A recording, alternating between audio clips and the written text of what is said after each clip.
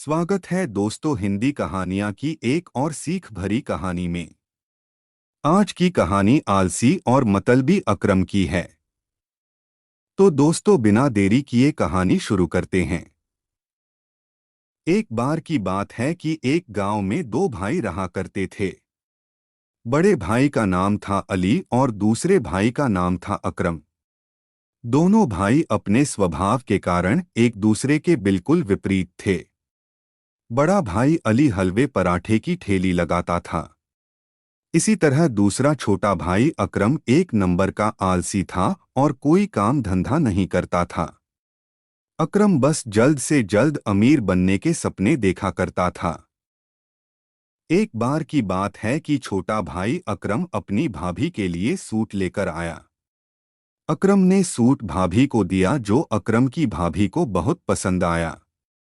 Suit देख अकरम की भाभी ने कहा, अरे अकरम, तू तो कुछ कमाता भी नहीं है, फिर तेरे पास इतने पैसे कहाँ से आए? अकरम बोला, भाभी जान आप यह सब मत पूछा करो, मैं तो सिर्फ जुगाड़ करता हूँ और इन जुगाड़ से मैं बहुत ही जल्दी अमीर बन जाऊंगा।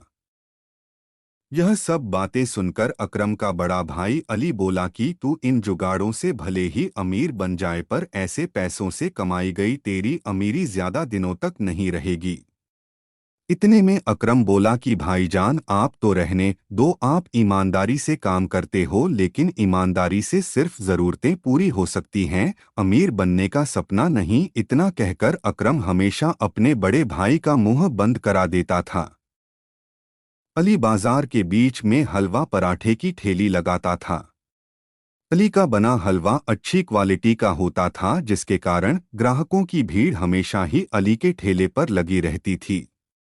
लोगों को अली का बनाया हलवा इतना पसंद आता था कि लोग हलवा पैक कराकर अपने घर भी ले जाया करते थे। लेकिन इसमें अली को अपने मुनाफे में काफी नुकसान उठाना पड़ता था। एक बार जब अली ने अपने पूरे महीने का हिसाब अपनी पत्नी फातिमा को दिया तो अली की पत्नी फातिमा ने कहा कि इस बार का मुनाफे का हिसाब पिछले महीने के हिसाब से कम है। इस पर अली की पत्नी फातिमा बोली कि ऐसे तो हमारा गुजारा नहीं चल पाएगा। तब अली बोला कि इस महीने तेल के दाम बढ़ चुके हैं, इसलिए मुनाफा थोड़ा कम हुआ है। यह सुनकर फातिमा बोली कि आप भी अपने हलवे और पराठे के दाम बढ़ा दीजिए, अच्छा मुनाफा होगा। इस पर अली बोला कि नहीं फातिमा, मैं ऐसा नहीं कर सकता, अगर मैं ऐसा करता हूं तो ज्यादा लोग मेरा बना हुआ हलवा नहीं खरीद पाएंगे। इसके बाद फातिमा ने कहा कि जैसा आप ठीक समझें। अली और फातिमा की यह बातें अली का छोटा भाई अकरम सुन रहा था। एक दिन की बात है कि फातिमा को एक फोन आता है। फोन पर बात करते ही वह रोने लगती है। जब अली फातिमा को देखता है कि फातिमा रो रही है तो वह पूछता है कि क्या हुआ फातिमा, क्यों रो रही हो? फातिमा बताती है कि मेरी चाची अब इस दुनिया में नहीं रही, उनका इंतकाल हो चुका है। मुझे जल्द से जल्द चाचा के यहाँ जाना होगा। यह सुनकर अली बोलता है, रो मत फातिमा, मैं भी तुम्हारे साथ चाचा के यहाँ चलता हूँ। इसके बाद अली अपने भाई अकरम से कहता है कि जब तक मैं नहीं आता तब तक तुम हलवे पराठे की ठेली लगाना और देखना कि मेरे ग्राहकों को कोई तकलीफ नहीं होनी चाहिए। याद रखना कि मैं हलवा बनाने के लिए दुकान से महंगा और अच्छी गुणवत्ता का सामान खरीदता हूँ, तुम सस्ते के चक्कर में मत पड़ना। इतना कहकर अली चला जाता है। इसके बाद अकरम हलवे पराठे की ठेली लगाना शुरू कर देता है। ग्राहक आकर आराम से हलवा पराठा खा रहे हैं। अकरम देखता है कि पराठा बनाने के लिए तेल खत्म हो गया है। अकरम सोचता है अगली सुबह जाकर वह दुकान से सारा सामान खरीद लेगा। अगली सुबह जब अकरम सामान लेने दुकान जाता है तो वह यह सोचकर सस्ता तेल ले लेता है कि यह कौन सा उसके घर में उपयोग होने वाला है। रोज की तरह लोग ठेले पर आकर हलवा पराठा खाने लगते हैं। लेकिन कुछ दिन बाद दो ग्राहक आते हैं और कहते हैं कि हमने तुम्हारे यहाँ से हलवा खाया था और हमारी तबीयत खराब हो गई।